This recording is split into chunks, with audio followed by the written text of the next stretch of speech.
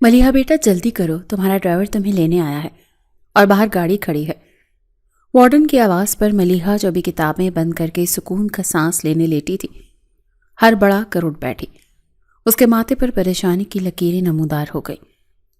وہ بھی چند لمحے پہلے ہی اپنے فائنل پیپرز ختم ہونے کی خوشی میں مسکرا رہی تھی اور سوچ رہی تھی کہ اب وہ گھر جا کر ماں کے ساتھ وقت گزارے گی، لیکن اس اچانک بلاوے نے اس کے دل کی دھڑکنیں بے ترتیب کر دی تھی۔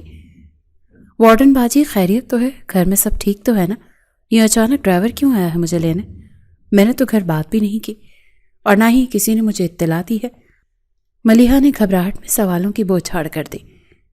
اس کا ذہن برے وسوسوں کی اماجگاہ بن چکا تھا۔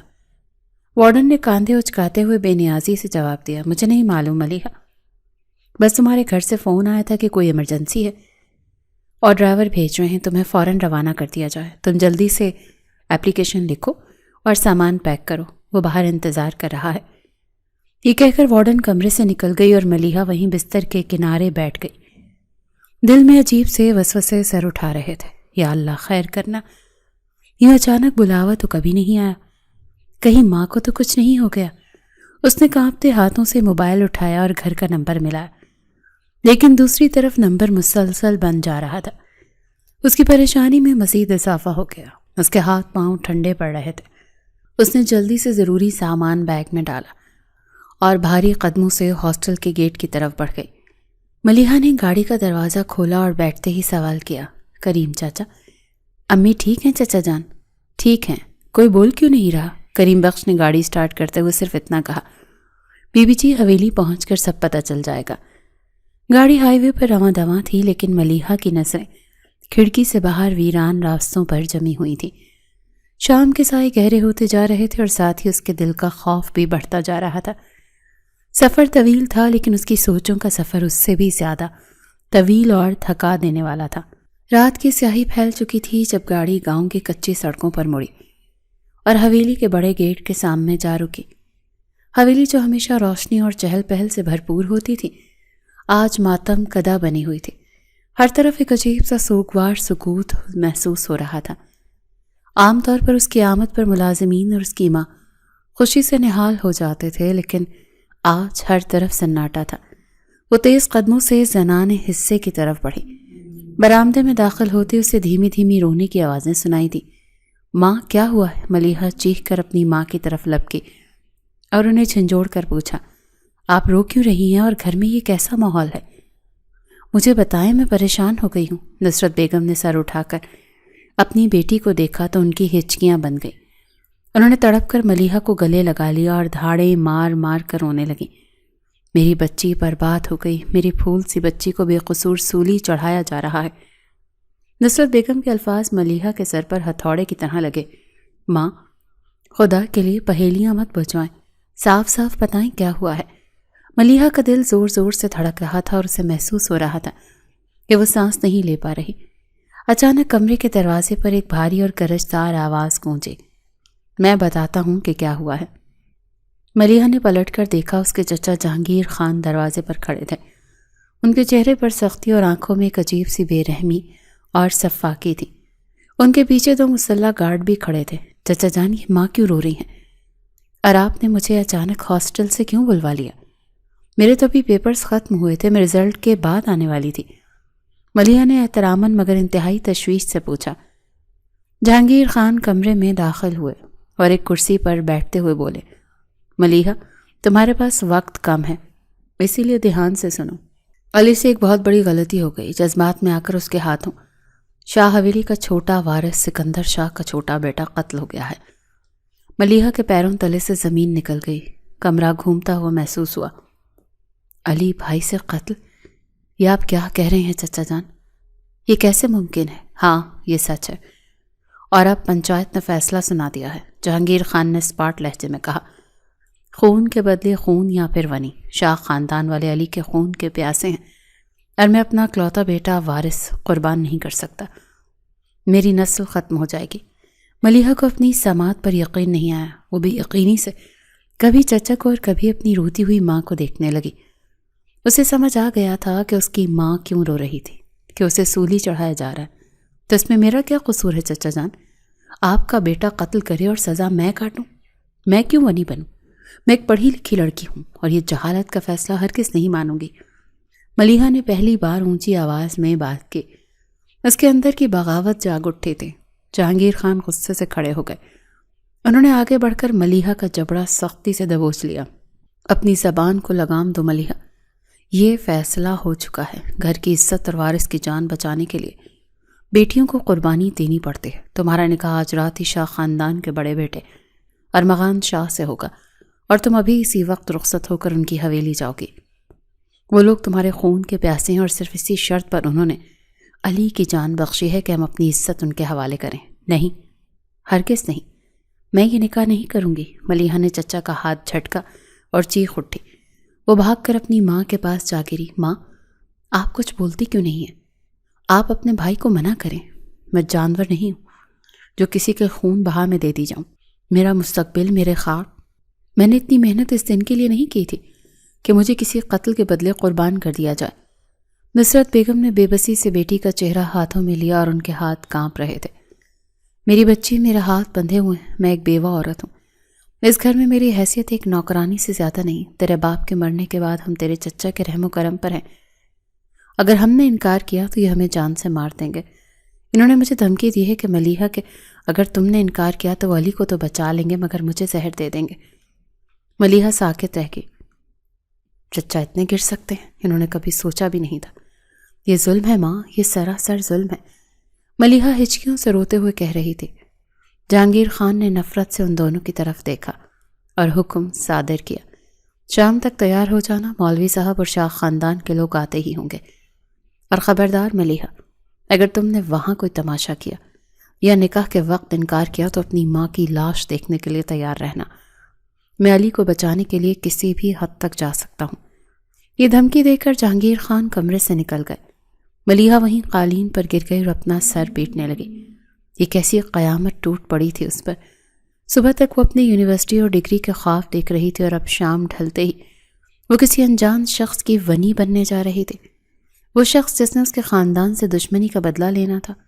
وہ جانتی تھی کہ ونی کی زندگی جہنم سے بھی بدتر ہوتی ہے۔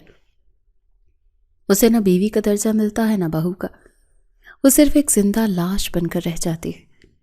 وقت تیزی سے گزر رہا تھا۔ حویلی کی پرانی ملازمائیں اس کے پاس آئیں اور اسے زبردستی اٹھا کر تیار کرنے لگی۔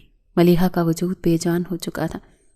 نہ اس نے کوئی زیور پہنا نہ کوئی میک اپ کیا، بس ایک سرخ رنگ کا پرانا سا سادہ جوڑا اسے پہنا دیا گیا جو شاید اس کی دادی کے زمانے کا تھا اور اس میں سے عجیب سی پرانی مہک آ رہی تھی۔ ملیحہ کو وہ روسی جوڑا نہیں بلکہ اپنا کفن لگ رہا تھا۔ اس کی کتابیں، اس کا موبائل، سب کچھ چھین لیا گیا تھا۔ اس کی شناخت مٹائی جا رہی تھی۔ کمرے میں موت کا سا سناٹا تھا۔ نصرت بیگم ایک کونے میں جائے نماز بچھائے سر سجدے میں رکھے رو رہی تھیں۔ وہ اتنی مجبور تھیں کہ اپنی بیٹی کو بچا نہیں سکتی تھیں۔ ملیحہ آئینے کے سامنے بیٹھی اپنا عکس دیکھ رہی تھی۔ سوجی ہوئی آنکھیں، بکھرے ہوئے بال اور چہرے پر کرب۔ کیا یہی وہ دن تھا جس کی ہر لڑکی خواب دیکھتی ہے؟ اس نے سوچا تھا کہ اس کی بارات آئے گی، ڈھول باجے ہوں گے، لیکن آج اس کی عزت کا جنازہ نکلنے والا تھا۔ تھوڑی دیر بعد باہر سے شور سنائی دیا، شاید بارات آ گئی تھی یا یوں کہیں کہ اسے لے جانے والا جلاد آ گئے تھے۔ شاہ خاندان کے مرد ہتھیاروں کے ساتھ حویلی میں داخل ہوئے تھے، جیسے وہ دلہن لینے نہیں بلکہ کوئی فتح کرنے آئے ہوں۔ ملازمہ نے آ کر اطلاع دی، بی بی جی، مولوی صاحب آ گئے ہیں، نکاح کا وقت ہو گیا ہے، جلدی چلیں، مردانے میں بلایا ہے۔ ملیحہ کا دل چاہا کہ وہ بھاگ جائے، کہیں دور نکل جائے، کھڑکی سے کود جائے، لیکن کہاں جاتی؟ باہر پہرے تھے اور اندر ماں کی مجبوریاں۔ وہ سر جھکائے وہیں بیٹھی رہی۔ اس کے پیر تو منو بھاری ہو گئے تھے۔ چچا جہانگیر خان کچھ مردوں کے ساتھ کمرے میں داخل ہوئے۔ ان کے ساتھ ایک عمر رسیدہ مولوی صاحب تھے جن کے چہروں پر ہوائیاں اڑی ہوئی تھیں۔ نکاح نامہ ملیحہ کے سامنے رکھا گیا۔ جہانگیر خان نے سختی سے ملیحہ کے کاندھے پر ہاتھ رکھا جس کا دباؤ اسے تکلیف دے رہا تھا۔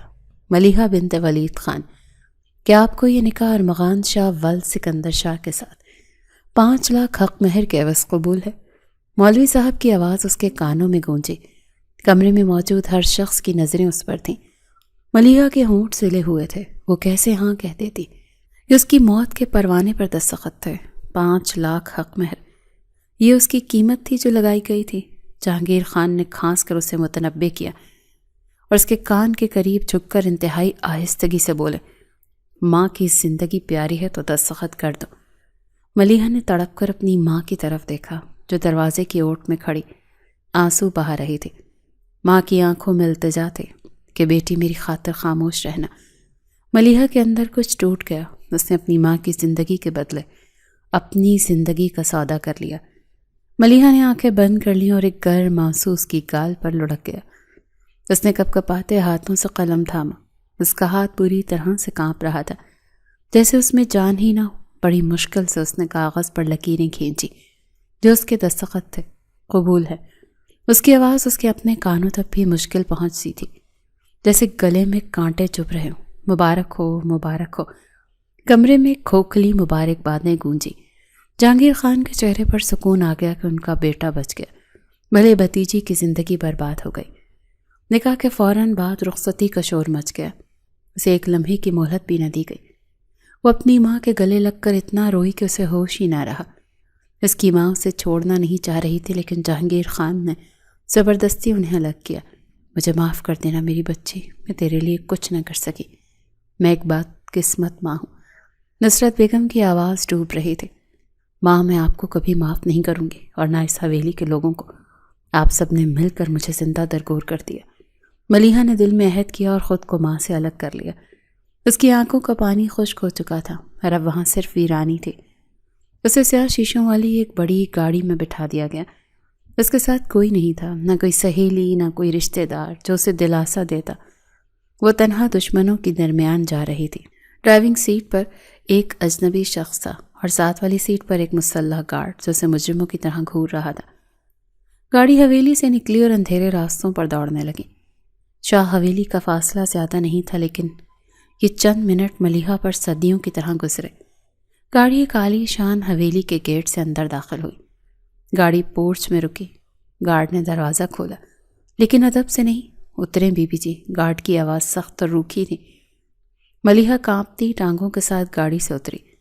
سامنے برآمدے میں کچھ خواتین کھڑی تھیں۔ ان کے چہروں پر ہمدردی نہیں بلکہ طنز اور حقارت تھی۔ وہ سب اسے ایسے دیکھ رہی تھی جیسے کوئی عجیبہ ہو۔ آ گئی مجرموں کی بیٹی۔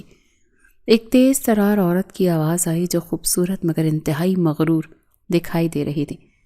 یہ شاہ حویلی کی بڑی بہو زرینہ بیگم تھی۔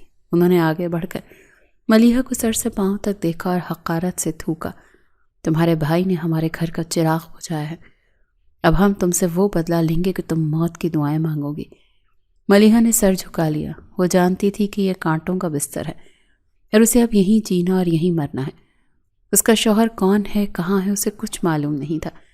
اسے بس اتنا پتا تھا کہ وہ ونی ہے اور ونی کا کوئی گھر نہیں ہوتا، کوئی مان نہیں ہوتا۔ زرینہ بیگم نے اشارہ کیا تو ایک ملازمہ نما سخت گیر عورت نے بازو سے ملیحہ کو پکڑا اور کھینچتے ہوئے حویلی کے اندر لے گئی۔ ملیحہ کا بازو درد سے دکھ رہا تھا، لیکن اس نے اف تک نہ کی۔ یہ ہے تمہارا کمرہ، آج سے یہی تمہاری دنیا ہے۔ اس عورت نے اسے حویلی کے پچھلے حصے میں موجود ایک کمرے میں دھکا دیا اور دروازہ باہر سے بند کر دیا۔ کنڈی لگنے کی آواز ملیحہ کے دل پر چلی۔ ملیحہ دروازے سے ٹیک لگا کر زمین پر بیٹھ گئی۔ کمرہ سجا ہوا نہیں تھا بلکہ کسی پرانے گودام کی طرح ویران تھا، جس میں دھول، مٹی اور حبس تھا۔ یہ اس کی سہاگ رات نہیں تھی بلکہ قید کی پہلی رات تھی۔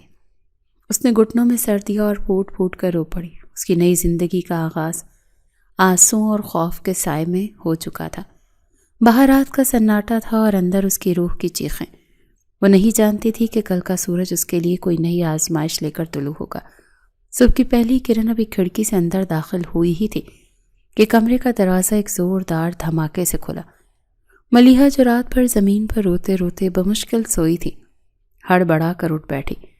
اس کا پورا جسم درد سے ٹوٹ رہا تھا، کیونکہ جس چٹائی پر وہ سوئی تھی وہ انتہائی پتلی اور زمین سخت ٹھنڈی تھی۔ اس کے سامنے ایک بھاری بھرکم اور روبدار خاتون کھڑی تھی جن کی آنکھوں میں نفرت کے انگارے دہک رہے تھے۔ یہ شاہ حویلی کی بڑی بہو زرینہ بیگم تھی۔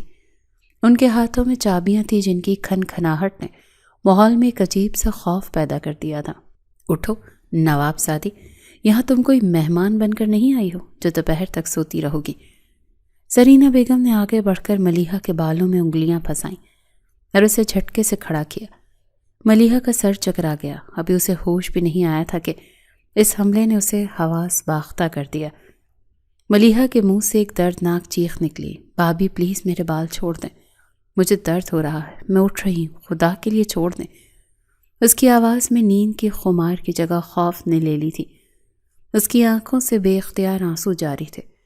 زرینہ نے اسے ایک زوردار دھکا دے کر فرش پر گرایا۔ ملیحہ کا سر دیوار سے ٹکرایا اور اس کی آنکھوں کے سامنے تارے ناچنے لگے۔ درد تو ابھی شروع ہوا ہے لڑکی، تم قاتلوں کے گھر سے آئی ہو اور قاتل کی بہن کی جگہ اس گھر کے بستروں پر نہیں بلکہ پیروں میں ہوتی ہے۔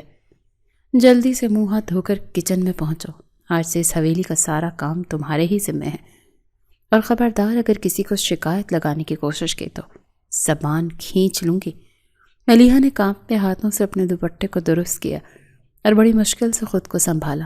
میری بات سنیں، میں نے کبھی اتنا کام نہیں کیا، مجھے کھانا بنانا نہیں آتا، میں تو پڑھتی تھی ہاسٹل میں، مجھے سکھا دیں میں کر لوں گی، لیکن پلیز مارے مت۔ اس نے لرزتی آواز میں رحم کی اپیل کی تو زرینہ نے حقارت سے ہنستے ہوئے کہا، وہ پڑھائی اور عیاشی ختم ہو گئی، اب تم ونی ہو، اور ونی کا کام صرف خدمت کرنا اور ذلیل ہونا ہے۔ اگر آدھے گھنٹے میں ناشتہ تیار نہ ہوا تو وہ حال کروں گی کہ اپنی ماں کو بھی بھول جاؤ گی۔ تمہارے اس معصوم چہرے کے پیچھے جو مکار عورت چھپی ہے نا، اسے میں سیدھا کرنا جانتی ہوں۔ زرینہ بیگم حکم صادر کر کے وہاں سے جا چکی تھی اور ملیحہ وہیں فرش پر بیٹھی اپنے نصیبوں کو کوس رہی تھی۔ اس نے بمشکل ہمت مجتمع کی اور غسل خانے کی طرف بڑھی۔ آئینے میں اپنا عکس دیکھا تو اسے خود پر ترس آ گیا۔ بکھرے ہوئے بال، سوجی ہوئی آنکھیں اور زرد پڑتا رنگ۔ کل تک وہ یونیورسٹی کی ایک باہمت اور خوشباش لڑکی تھی، اور آج وہ ایک ایسی مجرمہ بن چکی تھی جس کا کوئی جرم ہی نہیں تھا۔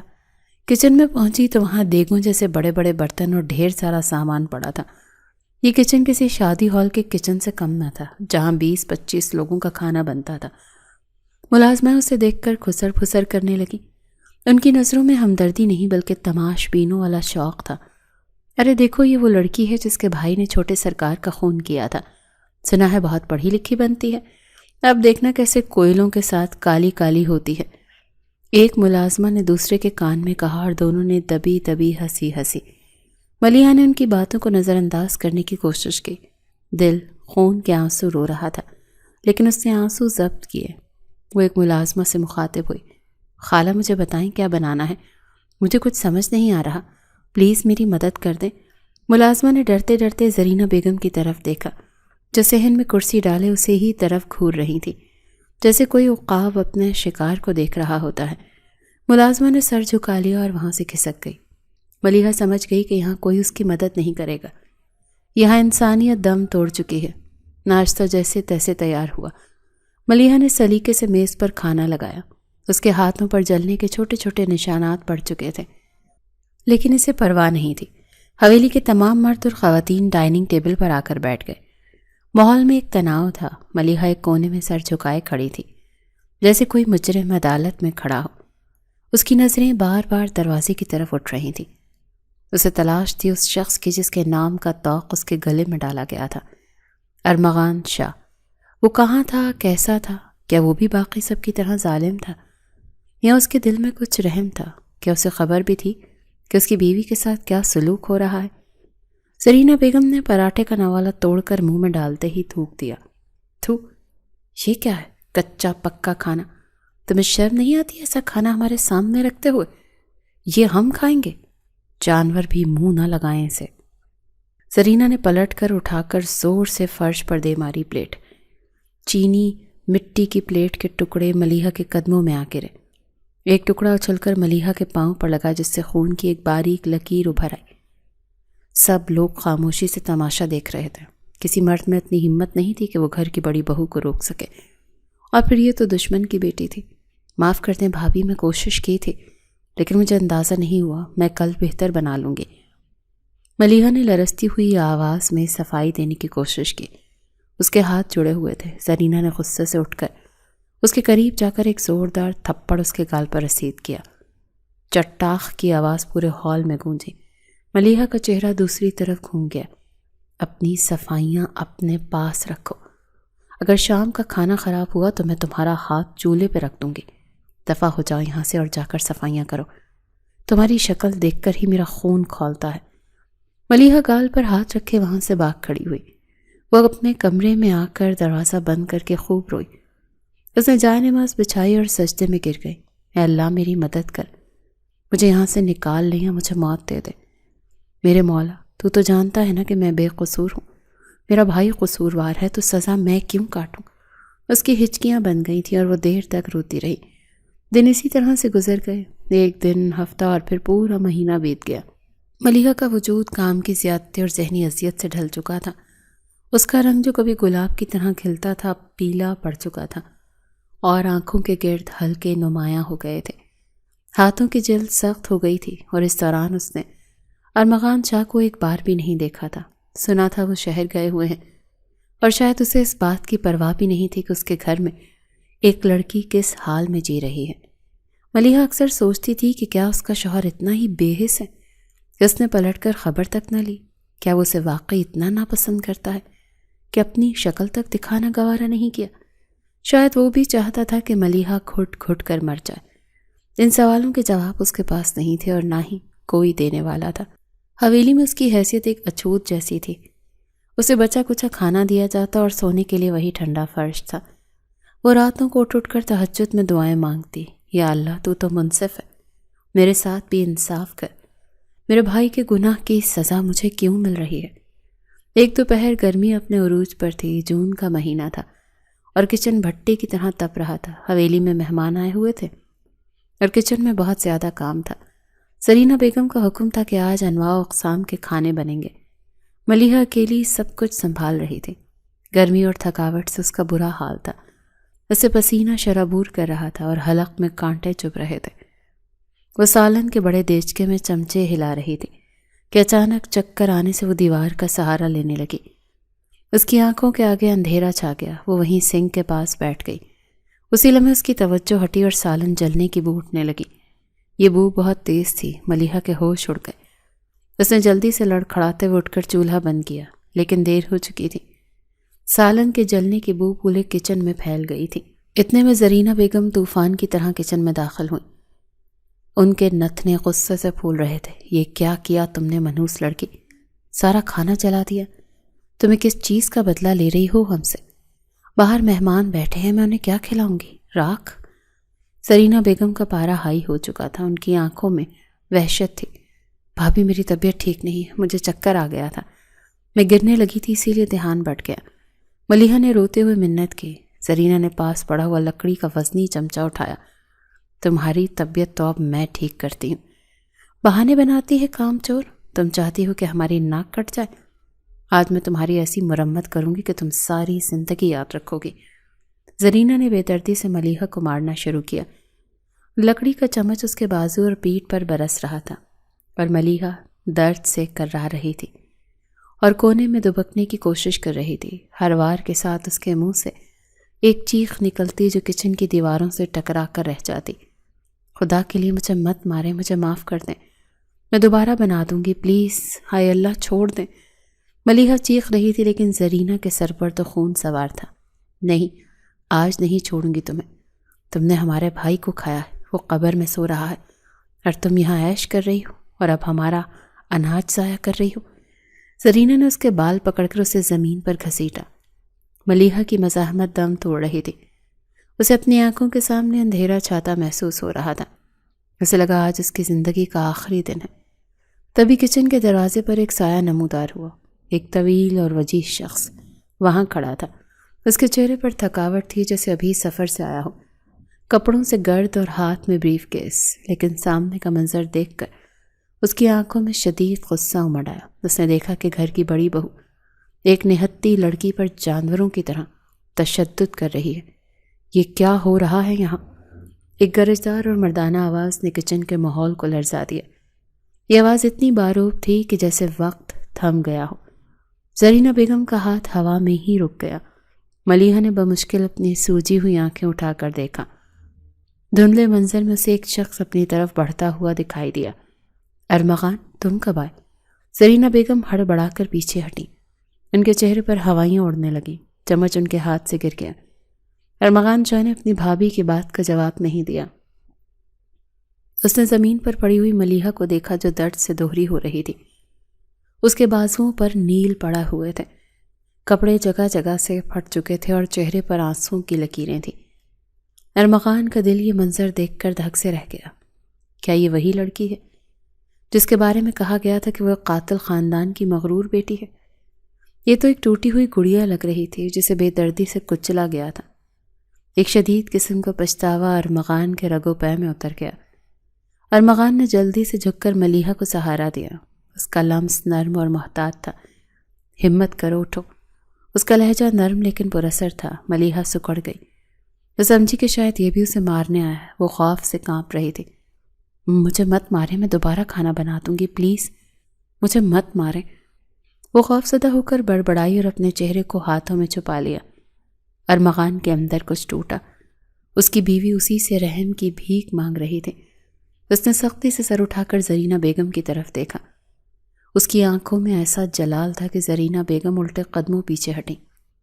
بھابھی، یہ کیا تماشا ہے؟ آپ ایک انسان کے ساتھ جانوروں جیسا سلوک کر رہی ہیں۔ یہ مت بھولیں کہ یہ میری منکوہا ہے، اس گھر کی عزت ہے۔ آپ کو کس نے حق دیا میری بیوی پر ہاتھ اٹھانے کا؟ زرینہ بیگم نے دفاعی انداز اختیار کیا۔ وہ اپنے کیے پر شرمندہ ہونے کے بجائے اکڑ گئیں۔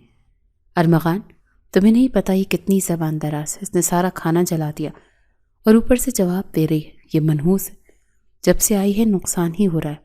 تو کیا جان سے مار دیں گی آپ اسے؟ ارمغان نے چیخ کر کہا۔ کھانا جل گیا تو کیا ہوا؟ انسان نہیں جلا کرتے۔ میں نے اس لیے نکاح نہیں کیا کہ آپ لوگ اس کے ٹکڑے کر دیں۔ میں نے اسے تحفظ دینے کا وعدہ کیا تھا اور آپ لوگوں نے اسے قیدی بنا لیا۔ ارمغان نے ملیحہ کے سر پر شفقت سے ہاتھ رکھا۔ ملیحہ نے حیرت سے نم آنکھوں کے ساتھ اس اجنبی مسیحا کو دیکھا۔ ڈرو مت، میں آ گیا ہوں۔ آج کے بعد کوئی تمہاری طرف آنکھ اٹھا کر بھی نہیں دیکھے گا۔ چلو میرے ساتھ۔ ملیحہ کو یقین نہیں آ رہا تھا کہ اس جہنم میں کوئی فرشتہ اس کی مدد کو آ پہنچا۔ ارمغان نے اسے بازوں سے پکڑ کر کھڑا کیا۔ ملیحہ کے پاؤں لڑکھڑا رہے تھے۔ کمزوری اور چوٹوں کی وجہ سے اس میں کھڑے ہونے کی سکت نہیں تھی، لیکن ارمغان کی مضبوط گرفت نے اسے گرنے نہیں دیا۔ اسے سہارا دے کر کچن سے باہر لے جا رہا تھا۔ زرینہ بیگم پیچھے کھڑی دانت پیس رہی تھی، لیکن ارمغان کے غصے کے سامنے بولنے کی ہمت نہیں کر سکی۔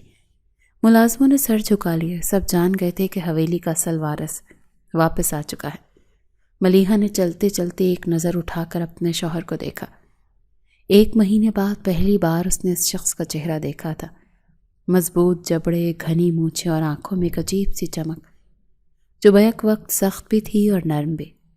کیا یہ وہی شخص ہے جس سے وہ نفرت کرتی تھی یا یہ کوئی اور ہے؟ اس کے دل میں ایک انجانا سا احساس جاگا کہ اس کی آزمائش کے دن ختم ہونے والے تھے۔ کیا واقعی یہ شخص اسے بچا پائے گا؟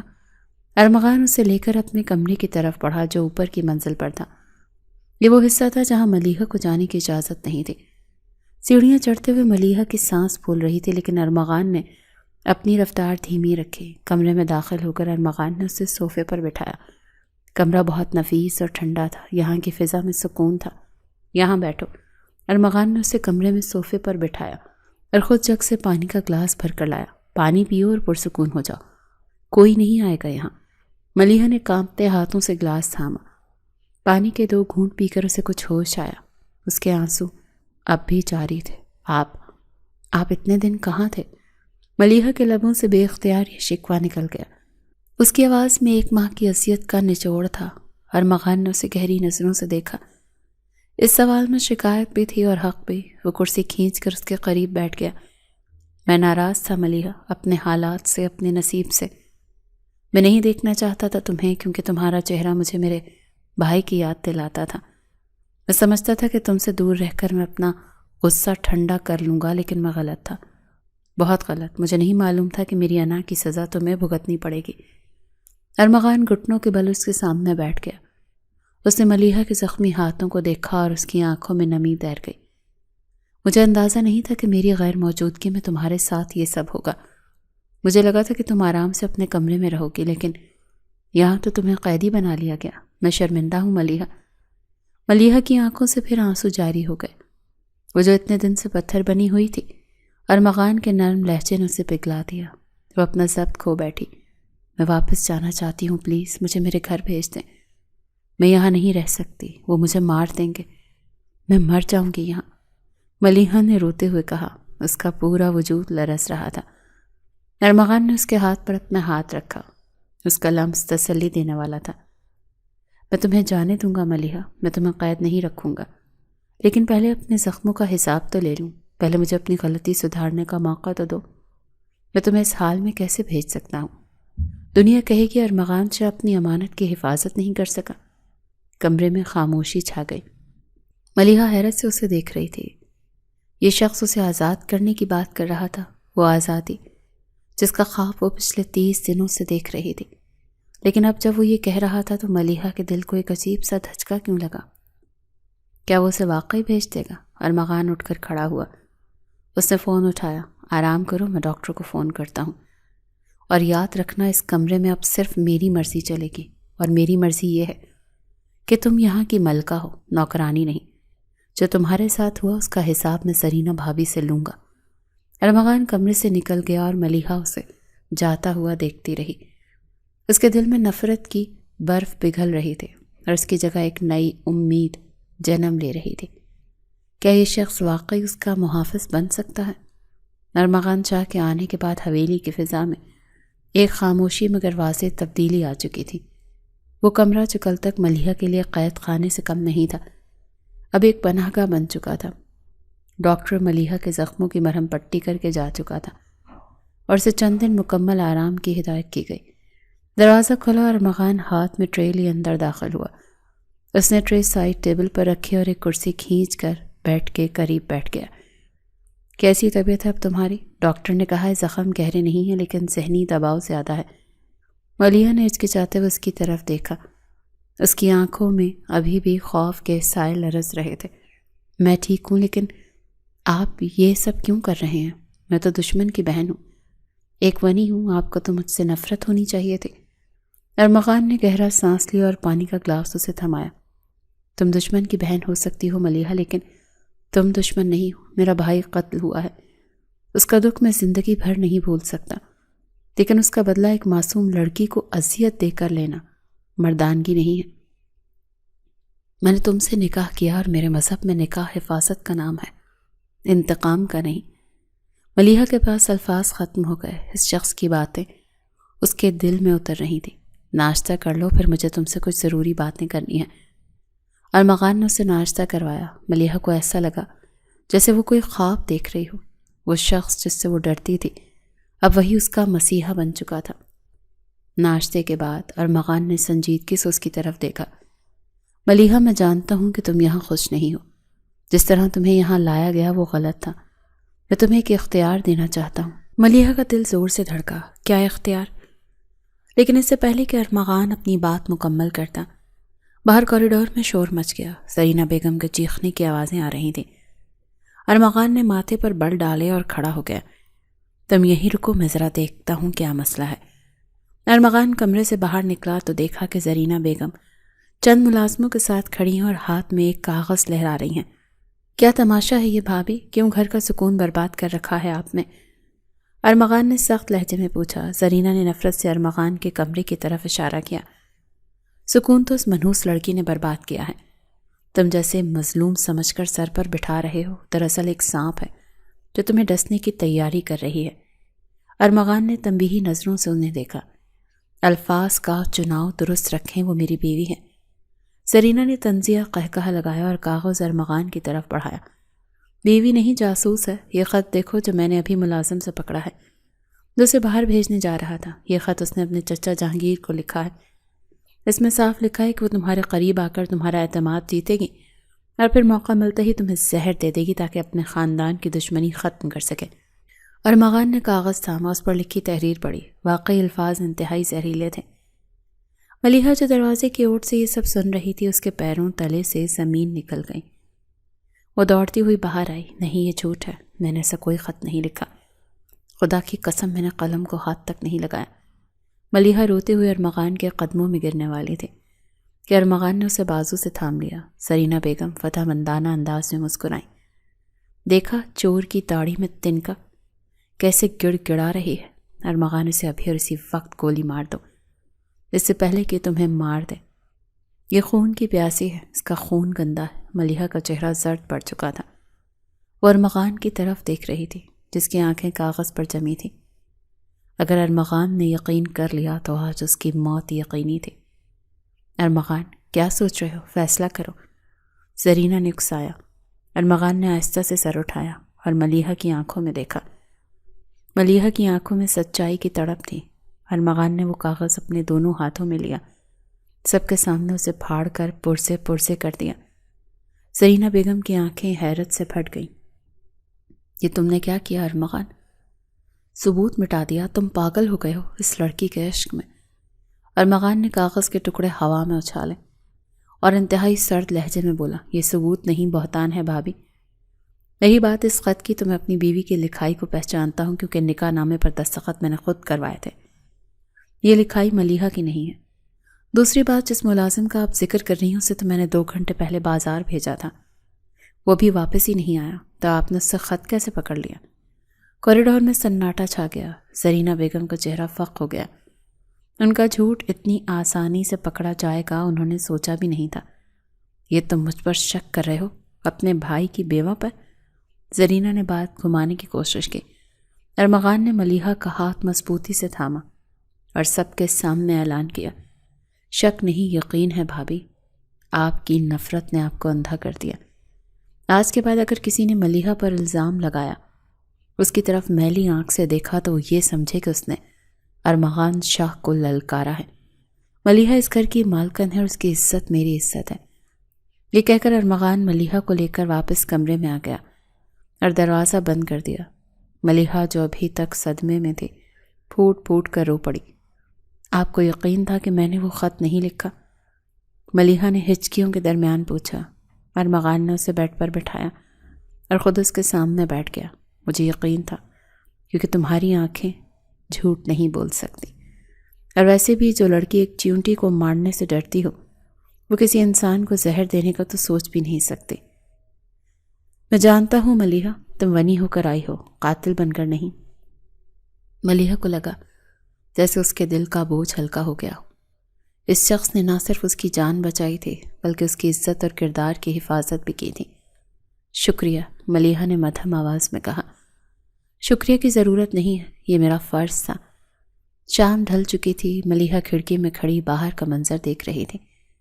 آج کا دن بہت بھاری گزرا تھا، لیکن اس کا اختتام ارمغان کے اعتماد نے خوبصورت بنا دیا تھا۔ وہ سوچوں میں گم تھی کہ ارمغان کمرے میں آیا۔ تیار ہو جاؤ، ہم باہر جا رہے ہیں۔ ملیحہ چونکی۔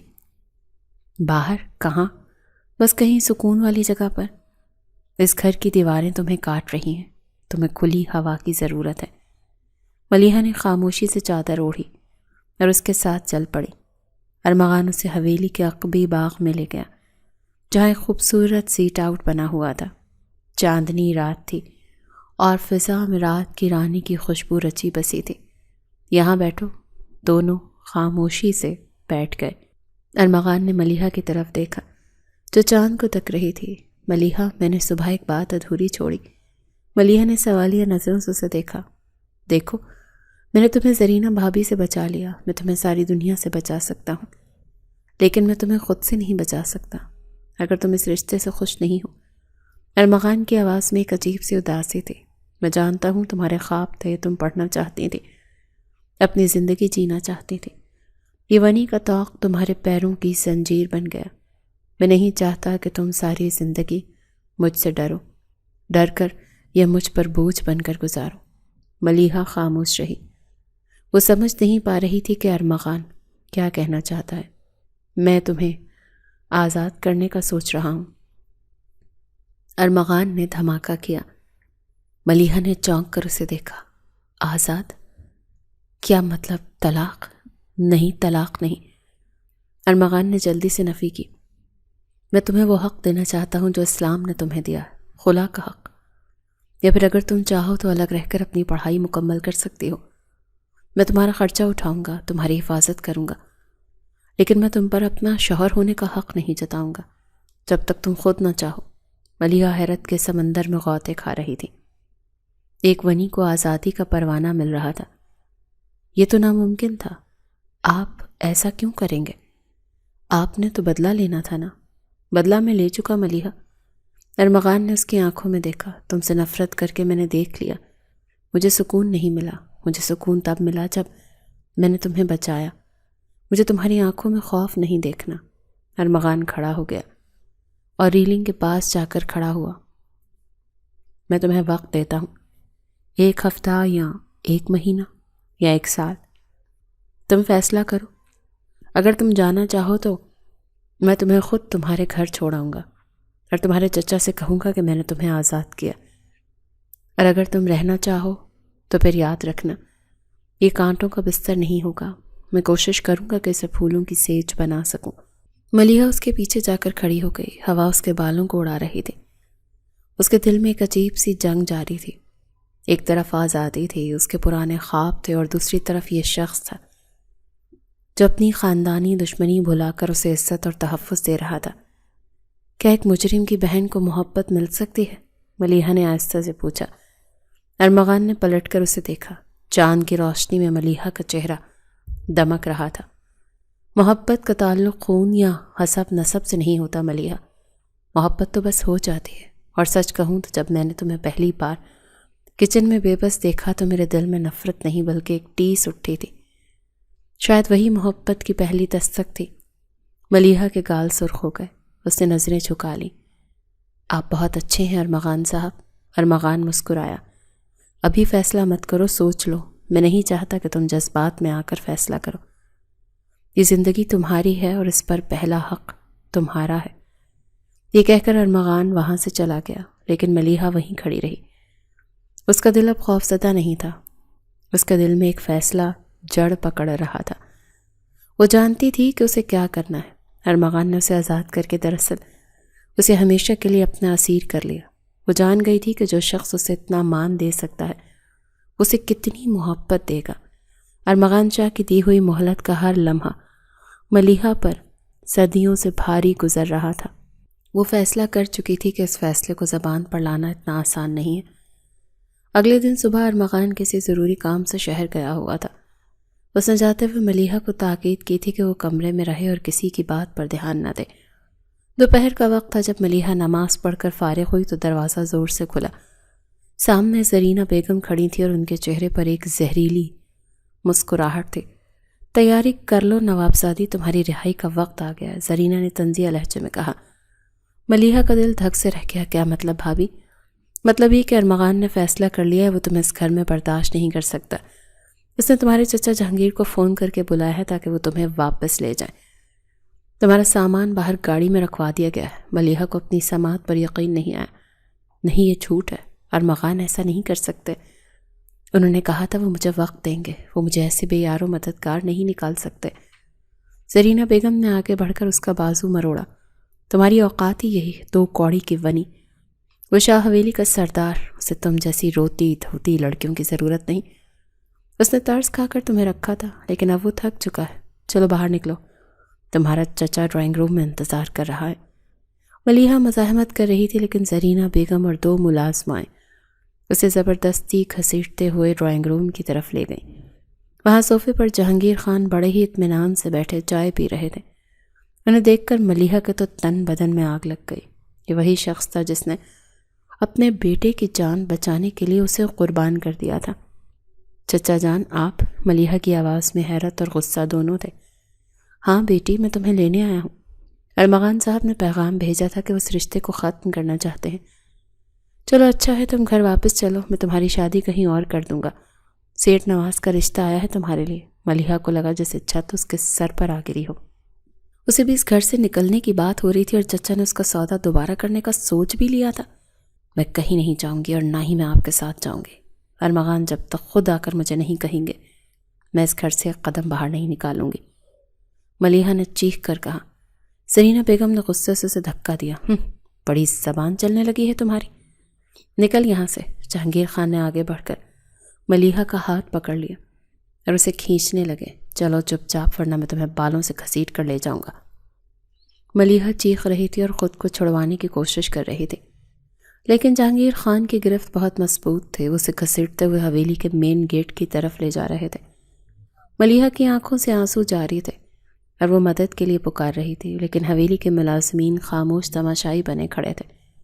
چھوڑ دو مجھے خدا کے لیے، میں ونی تھی اور اب میں انسان، میرے ساتھ جانوروں والا سلوک مت کرو.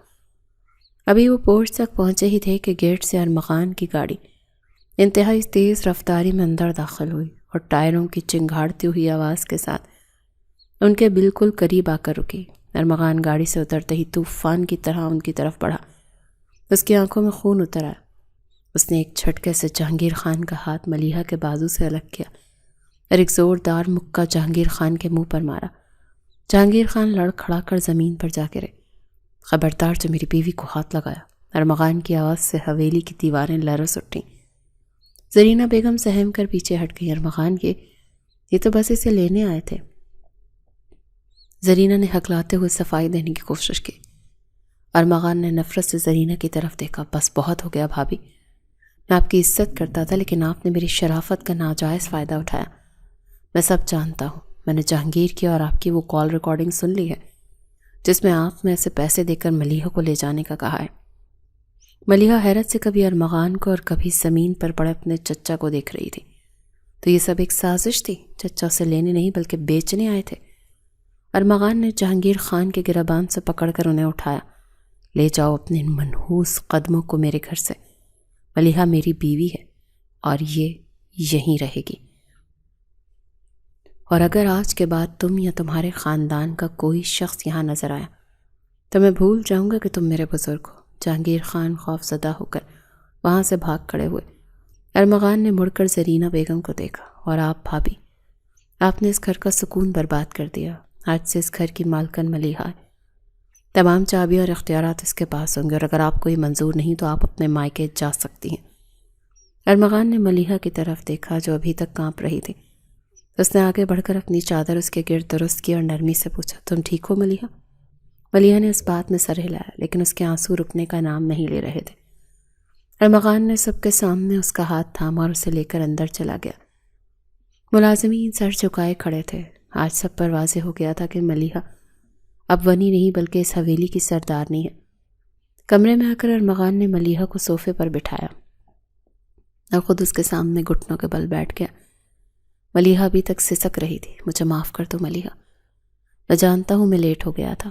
اگر میں وقت پر نہ پہنچتا تو پتہ نہیں وہ تمہارے ساتھ کیا کرتے. ارمغان کی آواز میں ندامت تھی. ملیحہ نے بھیگی ہوئی آنکھوں سے دیکھا. آپ کو کیسے پتہ چلا مجھے لینے جانے والے ہیں؟ مجھے شک تھا ملیحہ. زرینہ بھابھی کی حرکات مجھے بتا رہی تھی کہ وہ کچھ نہ کچھ ضرور کریں گی. ملیحہ کے دل میں اس شخص کے لیے محبت کا ایک سیلاب امڑ آیا. ملیحہ نے نظریں اٹھا کر ارمغان کے چہرے کو دیکھا. وہ شخص جو اسے آزادی دے رہا تھا، کیا وہ خود اسے روکنا نہیں چاہتا تھا؟ آپ مجھے کیوں بھیجنا چاہتے ہیں ارمغان؟ کیا میں آپ پر بوجھ ہوں؟ ملیحہ نے سوال کیا. تو ارمغان نے تڑپ کر اس کا ہاتھ تھاما. بوجھ نہیں ہو تم، میری زندگی ہو. لیکن میں زبردستی کا رشتہ نہیں چاہتا. میں چاہتا ہوں کہ تم دل سے مجھے قبول کرو. میں تمہیں ونی بنا کر نہیں بلکہ اپنی شریک حیات بنا کر رکھنا چاہتا ہوں. ملیحہ کی آنکھوں میں آنسو آ گئے لیکن اس نے اپنا فیصلہ سنا دیا. ارمغان شاہ اسے ٹائم دے چکا تھا کہ اگر وہ اس کے ساتھ یہ رشتہ نہیں ماننا چاہتی تو وہ جا سکتی ہے. کوئی زبردستی نہیں تھی. ارمغان کی یہ باتیں سن کر اس کے دل کو سکون بھی ملا تھا، لیکن ایک طرف سے بہت زیادہ نقصان تھا کیونکہ یہ رشتہ اب زبردستی کا نہیں، اب یہ محبت اختیار کر رہا تھا. ملیحہ خاموش رہی. کمرے میں گھڑی کی ٹک ٹک سنائی دے رہی تھی. ارمغان اس کی خاموشی کو انکار سمجھا. اس کے چہرے پر ایک سایہ سا لہرایا. اس نے آہستہ سے ملیحہ کا ہاتھ چھوڑ دیا. میں سمجھ گیا، شاید تمہارے لیے میرے ساتھ رہنا مشکل ہے. کوئی بات نہیں، میں انتظار کروں گا. ارمغان اٹھنے لگا تو ملیحہ نے جلدی سے اس کا ہاتھ پکڑ لیا. زبردستی میں ابھی بھی نہیں کروں گا. ارمغان نے اس کی طرف دیکھا اور دھیمی آواز میں بولا. ملیحہ نے اس کی طرف دیکھا. اس کی آنکھوں میں اب خوف نہیں بلکہ ایک نیا جذبہ تھا. اگر میں کہوں کہ مجھے یہ نکاح قبول ہے تو؟ ملیحہ کے الفاظ نے جیسے وقت کو روک دیا. ارمغان کو لگا کہ اس نے غلط سنا. کیا کہا تم نے؟ ارمغان نے بے یقینی سے پوچھا. اگر میں کہوں کہ میں کہیں نہیں جانا چاہتی، کیونکہ میرا گھر یہی ہے اور میرا محافظ بھی یہی ہے۔ ملیحہ نے نظریں جھکا کر اعتراف کیا۔ ارمغان شاہ کے چہرے پر خوشی کی ایک لہر دوڑ گئی۔ اس نے ملیحہ کا چہرہ اپنے دونوں ہاتھوں میں تھام لیا۔ تو میں کہوں گا کہ میں کب سے تمہارا منتظر تھا، میں کب سے ان الفاظ کو سننے کے لیے ترس رہا تھا۔ آنکھوں میں آنسو تھے اور لبوں پر مسکراہٹ۔ ارمغان شاہ نے اسے سچ میں اپنی شریک حیات بنایا تھا۔ اسی لمحے اس نے کھینچ کر اسے خود کے قریب کیا اور بولا، پتہ ہے جب سے تمہیں دیکھا ہے تب سے بے چین ہوں کہ کب یہ فاصلے مٹیں گے۔ آج تو اپنا حق وصول کر کے رہوں گا، آخر کو بیوی ہو تم میری۔ اس بات پر وہ کھلکھلا کر ہنسی تھی اور اپنا سر اس کے سینے میں چھپا لیا۔ یوں دونوں کی محبت اپنے انجام کو پہنچی۔ وہ ونی نہیں شریک حیات بن چکی تھی۔ ارمغان کی عزت اس کی طاقت اور اس کی محبت تھی۔ وہ نکاح جو ظلم سے شروع ہوا تھا وہ جیت پر ختم ہوا، اور یہ جیت محبت کی جیت تھی۔ باہر رات گہری ہو چکی تھی، آسمان پر چاند اپنی پوری آب و تاب سے چمک رہا تھا۔ ارمغان نے ملیحہ کا ہاتھ پکڑا اور اسے کھڑکی کے قریب لے گیا۔ ٹھنڈی ہوا کے جھونکے اندر آ رہے تھے جو ان کے چہروں کو چھو رہے تھے۔ ارمغان نے چاند کی طرف اشارہ کرتے ہوئے بولا، دیکھ رہی ہوں آج چاند پورا ہے۔ ملیحہ نے آسمان کی طرف دیکھا، واقعی آج معمول سے زیادہ روشن اور مکمل لگ رہا تھا چاند۔ ہاں پورا چاند ہے، ملیحہ نے مسکرا کر کہا۔ اور یہ پتہ ہے کیوں پورا ہے؟ ارمغان نے اس کے کان میں سرگوشی کی۔ کیوں؟ ملیحہ نے معصومیت سے پوچھا۔ کیونکہ آج ہماری محبت پوری ہو چکی ہے۔ ارمغان کا جواب سن کر ملیحہ کا چہرہ شرم سے سرخ ہو گیا۔ اس نے ارمغان کی طرف دیکھ کر ایک دلکش مسکراہٹ بکھیری اور اس کے سینے پر سر رکھ کر خود کو پرسکون محسوس کر رہی تھی۔ اس کے تمام دکھ، تمام تکلیفیں اور ماضی کے خوف اس ایک لمحے میں کہیں کھو گئے تھے۔ اب اس کی زندگی میں صرف سکون تھا، محبت تھی اور ارمغان شاہ کا ساتھ تھا۔